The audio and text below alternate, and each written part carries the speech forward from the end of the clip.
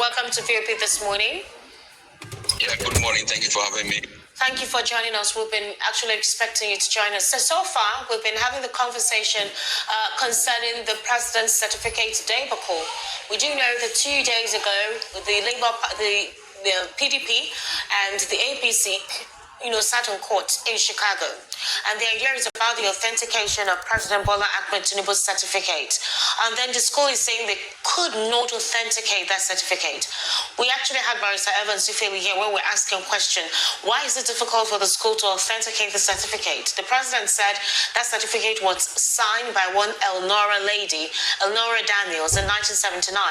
Meanwhile, Elnora Daniels was actually in 2008 when she entered the school. And she was coming from a different school.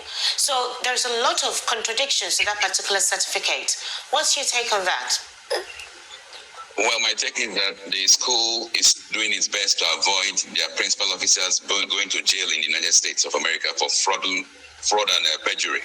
That is just basically what they're trying to do. No school will tell you that it's difficult to authenticate the certificates, but they're trying to be very careful because they are looking at a very long spell in prison terms if they continue in that route. The fact is that it is most unfortunate that Mr. Bola Tinubu continues to bestride the polity as the president when fundamentals of his humanity, of his existence are still being questioned. He goes to Dubai, goes to India, and pretends to be the president, whilst even his colleagues who are there with him are seeing through. They are hearing this rot going on. But so I want to take you back. Did you say he pretends to be the president? No, he purports. Yes, I mean, pretends in the sense that the fact is he's still being litigated. So the system allows him to be president, but the fact is that with all this mess going around, the court cases going on in Chicago, the Nigerian case going on in Supreme Court, it is clear that it is just pretentious existence. Because those other head of states... The tribunal has already authenticated him as the winner of the February 25 presidential election. The opposition political parties have headed into the Supreme Court. So how is he posturing? No, it is posturing in the sense that in the political scene, when you go to meet your colleague head of states, they have already intel, that's intelligence from both their embassies in Nigeria and elsewhere. And they are saying through the man who is saying he's Nigerian president. They know his certificate in Chicago is in doubt. They know his presidency is also in doubt. So it is pretentious in the sense that the people you are mingling with at the international level are seeing through the rot you represent. And that is most unfortunate. That's why I use the word pretend. If he was validly elected and there were no issues, then he can be Mr. President. But for now, it is still a pretense because when the Supreme Court now rules, he can be validly called the president. So that is just the way I look at it. I've been following the court. Yes. Sorry to interrupt you here. Yes. Yes, you said the world leaders, they see through these things, they have intel. But the president went to India and was able to secure $14 billion from, attending the summit there in India. And world leaders were also in attendance at that summit. Is this not to say that they have embraced him as a colleague of theirs, so to speak? The way these things work is this. Don't listen to what the presidential spokesman says, because he speaks from both sides of his mouth.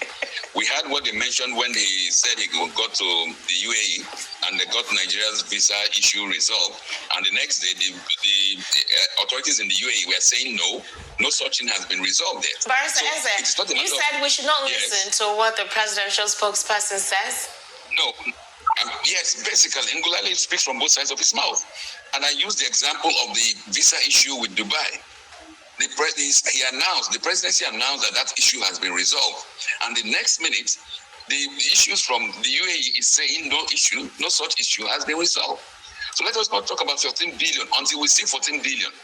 And this goes to the root of his candidacy.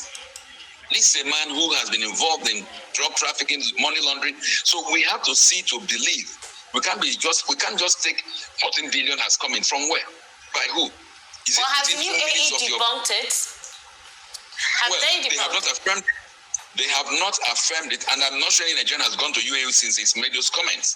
So what I'm just trying to say in essence is this: because of the manner of his ascendancy to the presidency, we have to be cautious, take whatever comes out from the presidency with not just a pinch of salt, with a bag of salt. We have to see to believe. And this is the unfortunate state where he has placed us. And when I say he, where the Tinubu presidency has placed us by virtue of the fact of the irregularity in his ascendancy to the presidency. Barrister Ezeluche, was it compulsory for the president to have tendered that particular certificate? If the minimum certificate required is a school certificate, why did you tender a particular certificate that has this kind of controversy? Good, it was not. I mean, but the fact is, if he did tender it in his, well, as a governorship candidate, and he continued to tender it, he felt like continuing what he was doing. And he didn't know that there was this level of resistance and this level of inquiry into to ensure that everything is proper this time around. So he mistook it. Wouldn't it have been a whole lot better if he had just used his school set? Well, Providence has a way of exposing people. So maybe this is the way Providence is trying to expose him. You said something that was the same certificate he tendered while he was the governor, or while he was running as a governor of Lagos State. And at the time, there was not a lot of digging that was done into the certification that he tendered. So you feel that he felt since he had tendered that then it was okay, good for him to tender it now, not knowing that there'll be a lot of investigation on the authentication of that particular certificate? No, there was a lot of digging. It was done only by one man, by Gani Fahimi, late Gani Fahimi. Gani Fahimi went to court to establish these facts, and Gani Fahimi was threatened, he was harassed, his car was stoned at the Lagos High Court and broken when he was in his efforts to unravel this issue. But unfortunately for Mr. Tinubu now, those who are out to dig out these facts are far bigger and far stronger.